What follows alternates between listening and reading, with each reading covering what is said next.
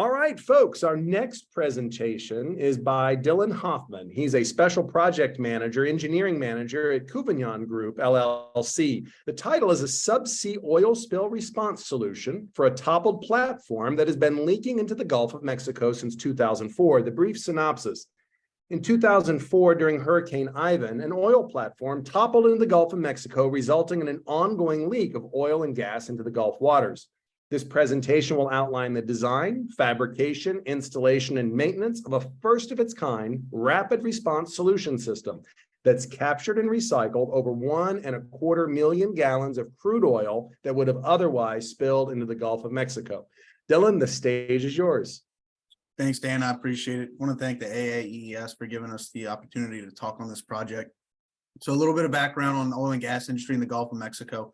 There's about 2,000 offshore structures, a little over 13,000 miles of active oil and gas pipelines, and about 1.7 million barrels of oil are produced a day in the Gulf of Mexico. The oil and gas industry for now is a very important part of our life, at least down here in the South and even across the country. So sometimes things do go wrong with oil and gas, though, unfortunately. So this is an artist's rendition of what we believe happened with the platform during Hurricane Ivan in 2004. So while this is going on, I'll talk to a little bit of site history. There was a responsible party who, after this happened, did their best, put their best foot forward in trying to work through things and get this site patched up the right way. And they were ultimately could not get anything accomplished. So at that point in 2018, the United States Coast Guard put out an RFQ to a bunch of contractors throughout the, I think we can go forward now, throughout the country, and Couvignon Group was selected as the contractor. And what our task was to install a subsea collection system to mitigate surface sheening from the oil leak. What you see here is the platform before the collapse on the left and the platform after the collapse on the right. Those three red dots, or the two in particular next to oil plume locations, are where we were told the oil leak was emanating from the seafloor. Upon award of the contract, we immediately went into survey mode and wanted to trust but verify all the information given to us by the U.S. government. What we found were those four black dots labeled as plumes are where the oil and gas was emanating from the seafloor in relation to the jacket.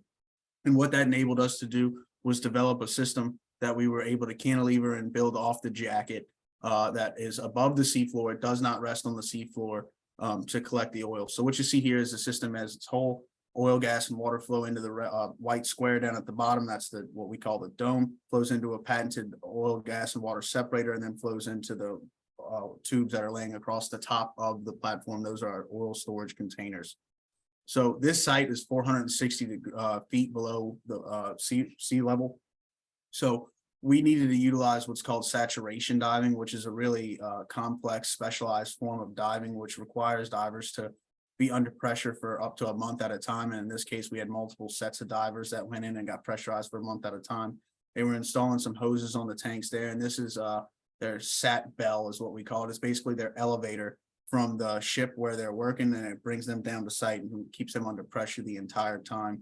These guys were integral to a part of our success on this project, and it was not possible without them. So big thanks to the divers that worked on this project, and we appreciate all their hard work. That's the same one. I think we can probably forward through that again. But with the sat diving, it's a necessary evil, if I'll put it that way. It's highly complex. It's quite dangerous for the divers. So we try to avoid using divers when possible, but sometimes it is necessary. So that's what we did on this site, and all those guys worked out well. No safety incidents, and everything went overboard one time. So this is our before and after results of the echo scope. You see on the first picture that keeps cycling through is four plumes emanating from the seafloor. It looks like an underwater volcano, as it's been described by some. And once we installed the system, that underwater volcano was captured and went into our dome, that then went through the filtration system and captured. So when we were first handed information over from the government, it was concerned that hydrants would be a problem on the site, and hydrants would be basically icicles or ice crystals that'll form on the oil or any of the pipes down there as things roll through. We performed an analysis and indicated that the hydrants would not form on site, so we were able to move forward with our design. So One thing to keep in mind when you're designing to use a mangled and beat up platform is that you need to be able to make what's not straight, and be able to articulate different things in different directions. In order to do that, we designed these 3D articulating clamps that moved in the X, Y, and Z direction that attached to our platform and different components of the system. These are one of a kind and really, really pretty interesting to use.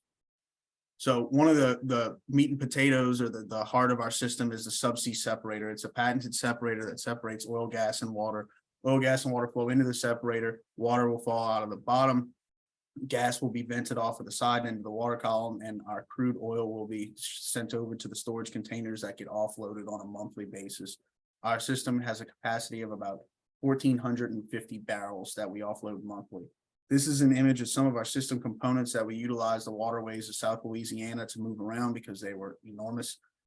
Just for size reference, there's 13 guys on this barge. So even those clamps that look really small in this picture, they're the size of a Volkswagen Beetle. They're huge.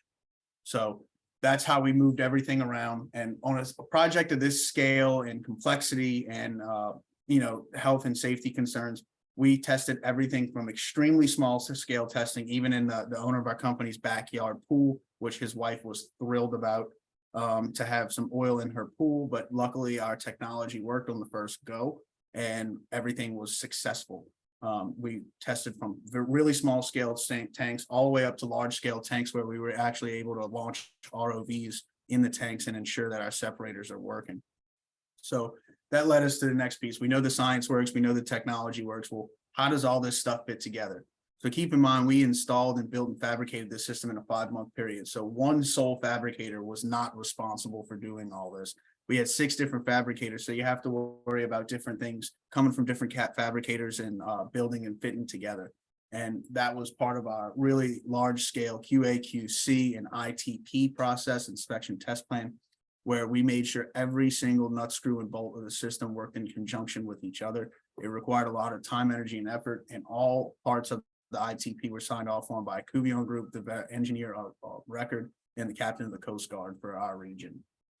So when we first arrived on site, it was really a grim and nasty place. You could smell oil on the surface. You could see it on the surface. Any equipment that we put in the water with cameras, you could see fish swimming through it. It was really a nasty, gross place that it didn't feel like humans or any life should be around it. So it was our goal to make sure that that got patched up immediately. So after our system was installed, this is what the site looked like and what it still remains to look like today. We've restored it back to good working order. The system is over 97% effective. There is on occasion some oil that does leak out. We don't believe that oil is coming from the system, but other areas on the site, as there was a mudslide out there and a tragic event. But one question that we do get a lot is what happens to the oil after we collect it? Well, we ship that oil to those red and white containers that you see on the dock side from the vessel. And we process that oil over about a week's period and send it off to sales. So right now you could be using a product that utilizes oil that we captured from a spill in the Gulf of Mexico. To date, this number is updated and we have a regular tally that gets updated weekly. We're at 1.3 million gallons of oil collected. So in the eyes of the United States Coast Guard, 100,000 gallons is a major oil spill. At this point, we've collected 13 major oil spills from this site. And I just want to thank everybody that's been a part of the Cuvion team, everyone that's worked on this job. There's been many people, and thanks to everybody in the AAES for letting us, shed some light on this situation. Dylan, thanks so much. That was a fantastic presentation. Did it feel like 6 minutes and 40 seconds or much longer? Felt like 2 minutes. What they call the elevator pitch, right? Get it in, get it done. So a question that came in. So what's like the true efficiency or the measured efficiency there for capture on the sea floor? Is it like 100%, or is it just like a combination of like the wind and the assimilative capacity takes care of what's left? So that's kind of one question. Second one, how about storms? How about, other events that are occurring? You talked about landslide, but kind of like what's the life expectancy of this? And then the third one is perhaps if you can speak to a little bit about that interface between, practice engineering and kind of that cutting edge translational or move something from lab to field engineering, because you guys were clearly working in that translational space, right? Backyard pool to out in the Gulf. So if you can speak to those three, so kind of what's the efficiency measured out there? What's really going on the seafloor? So we do an annual report on efficiency of the system, and the way we measure that is there's three different ways that we measure surface sheening or observe surface sheening. We have drone overflights. We have overflights from the Coast Guard, which is either by a seaplane or a helicopter. And there's also NESDIS satellites that are operated by NOAA. And what we do is we had a baseline pre-system installation and then a measurement of a time period of 1 year after the system's installation and each year thereafter. And we measure the differences between. So we'll never be able to see that pretty 100 number, but we're approaching the 99 and some decimals. We're at the upper 90%. The last one, and I'm actually working on a current one right now. We're above 97% is what I'm comfortable with saying now, but it's likely quite a bit higher than that as far as efficiency goes. Congrats. How about storms coming through and other things? What's the life expectancy of this solution? Is it going to be back out there in 3 to 4 years? Is this going to be working for the next 30? What are your thoughts? So everyone that's worked on this job is native to the Gulf Coast. So hurricanes are not something that we're unfamiliar with. We deal with them every single year, multiple per year. So when we designed the system, we designed for a 100-year storm. As far as wave action down 460 feet, you don't see very much load cycling. So there was some of that in our calculations based on, can the dome lift up and undulate based on wave heights and things of that sort. That was taken into account. But this system is extremely robust and it can work. The original intention was to only work for a few years until a ultimate solution was in place. But due to a bunch of different factors, this system's probably going to be in functionality for another many years, and the system will work for, I'm confident with saying, over 10 at this point, probably closer to 20 or 30. Wow, fantastic. And then how about working in this translational space, right? Because I've seen some videos on this presentation, right? So from the man cave with folks down in a basement and chatting with each other over their desks, to the backyard swimming pool, to full scale dropping a first of its kind over the side of the ship and only getting one chance to do it right. So what's it like working in that translational space? What advice would you give to students who are looking for that? What advice would you give to the academy to help facilitate that? What are your thoughts? So it's a really interesting project because one of the first things you learn in engineering school is never rush. Make sure you're doing it right the first time. Work the process, do your design, then you might test, then you put it up.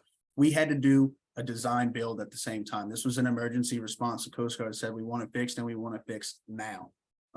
So pretty much we had to find a way to find that gray area of all those rules but still adhere to every single engineering practice. So find your guidelines that you're going to work to. For us, there was a lot of API and BESI standards. Do not give those up at all costs. Make sure you're spreading the wealth between all of your fabricators and subcontractors, and getting everybody in the right places at the right time to test everything. As far as bringing things into functionality, test, and test again. Do a small scale test, come up with a few different scenarios where it may or may not function correctly, and put it through the absolute ringer. We've installed the 2nd generation separator on the site. And after all the information we learned from the first one, we still did 4 to 5 different types of tests on the new separator. It's a lot of time and money on the front end to do testing, but for a proper engineering design and implementation, it's really worth every penny. Fantastic. Dylan, thanks so much. Round of applause. We really appreciate it. Fantastic.